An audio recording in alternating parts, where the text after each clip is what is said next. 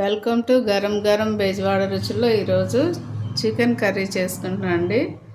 Chicken curry ఎలా చేసుకోవాలో చూద్దాము. చూడండి, 1/2 కేజీ చికెన్ తీసుకున్నానండి.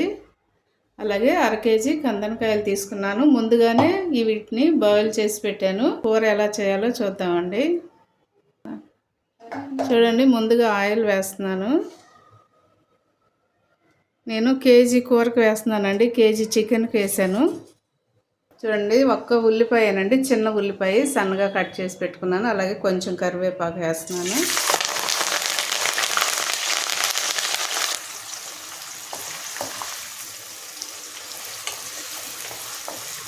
ఈ ఉల్లిపాయ కొంచెం ఎర్రగా వేగేంత వరకు కూడా స్టవ్ మీడియంలోనే పెట్టుకోండి.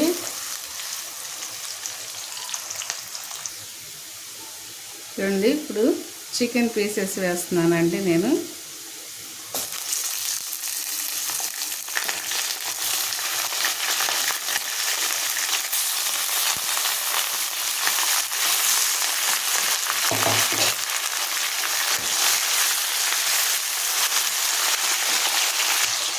చూడండి, దీనిలోనే కొంచెం పసుపు వేస్తున్నానండి.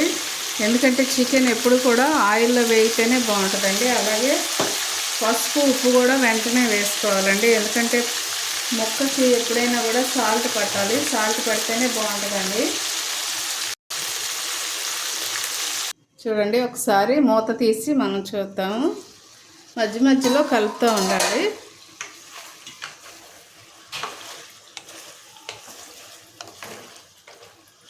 మొక్క ఎప్పుడైనా చికెన్ కానీ మటన్ కానీ బాగా ఆయిల్లో వేయితేనే బాగుంటుందండి. ఇప్పుడు ముందుగా బాయిల్ చేసి పెట్టాను కదండి. చూడండి, కందనకాయలు ఇప్పుడు వాటిని వేసేస్తున్నాను నేను. ఇవన్నీ కూడా బాగా ఆయిల్లో వేగనిద్దాం. ఎంత వేగితే అంత టేస్ట్ బాగుంటుందండి.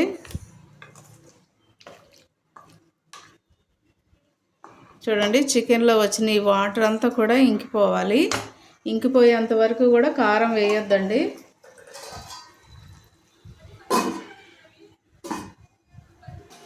చూడండి, ఇలాగా వాటర్ అంతా కూడా ఇంకిపోవాలండి. చికెన్లో వాటర్ ఉండగా మనం అల్లం వెల్లుల్లి వేయకూడదు. చూడండి, ఇలాగా ఆయిల్ మాత్రమే బయటకు వచ్చిందండి. వాటర్ అంతా కూడా ఇంకిపోయింది. నేను ఇప్పుడు అల్లం వెల్లుల్లి పేస్ట్ వేస్తున్నాను. ఫుల్గా 2 స్పూన్లు వేసేయండి అల్లం వెల్లుల్లి.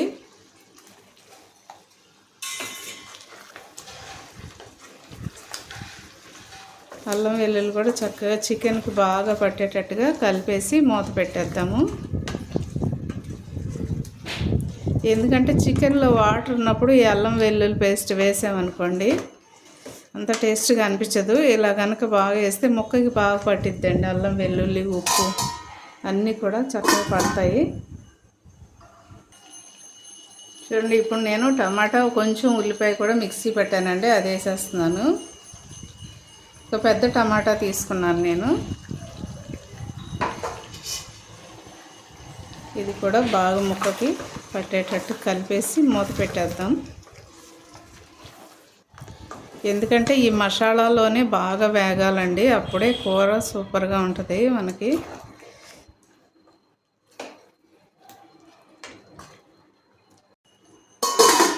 నేను ఇప్పుడు తగినంత కారం వేస్తున్నానండి. మీరు కూడా చూసి వేసుకోండి. నేను కేజీకి వేస్తున్నానండి.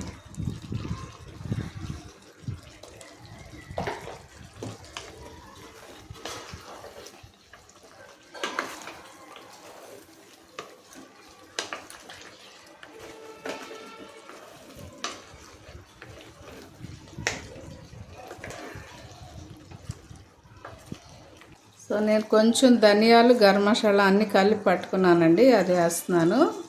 నేను 1 స్పూన్ మాత్రమే వేస్తున్నానండి. లైట్గా ఇలాచీ వేస్తున్నానండి. ఎందుకంటే చికెన్లో కొంచెం ఇలాచీ వేసుకుంటే టేస్ట్ బాగుంటుందండి, స్మెల్ బాగుంటుంది మనకి. అలాగే చికెన్లో ఒకలాంటి ఎగట వాసన కూడా ఉంటుంది కదా, అది ఉండదండి. అందుకని అది కంపల్సరీగా వేసుకుంటే టేస్ట్ చాలా బాగుంటుంది. దీనిలో నేను 3 పచ్చిమిర్చి వేస్తున్నానండి. కొంచెం ఘాటు పెట్టి వేసేసుకోండి. చూడండి, ఇలా ఘాటు పెట్టి వేసుకోండి.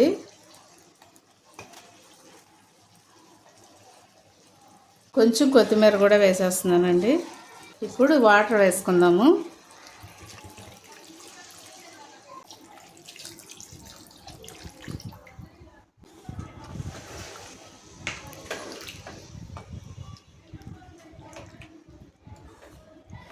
కొంచెం మరిగేంత వరకు కూడా వాటర్ ఫుల్ పెట్టుకోండి. కొంచెం వాటర్ మరుగుతుంది, చికెన్ ఉడుకుతుంది అన్నప్పుడు మళ్ళీ మీడియంలోనే పెట్టేసేయండి. ఎందుకంటే ఫుల్ పెట్టారనుకోండి చివరి దాకా ముక్క పడకదు, కింద మాడుతూ వస్తుంది. అందుకని ఇది కొంచెం మరిగేంత వరకు మాత్రమే ఫుల్ పెట్టుకోండి. ఇంకా కొంచెం వాటర్ పడతాయండి, నేను వేస్తున్నాను చూడండి. ఇంకా కొంచెం వాటర్ పడతాయండి, ఈ వాటర్ సరిపోతాయి.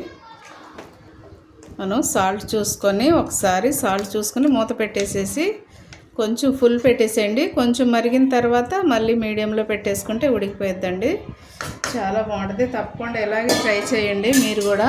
చక్కగా ఉడికిపోతుందండి, ఆయిల్ కూడా పైకి తేలుతుంది.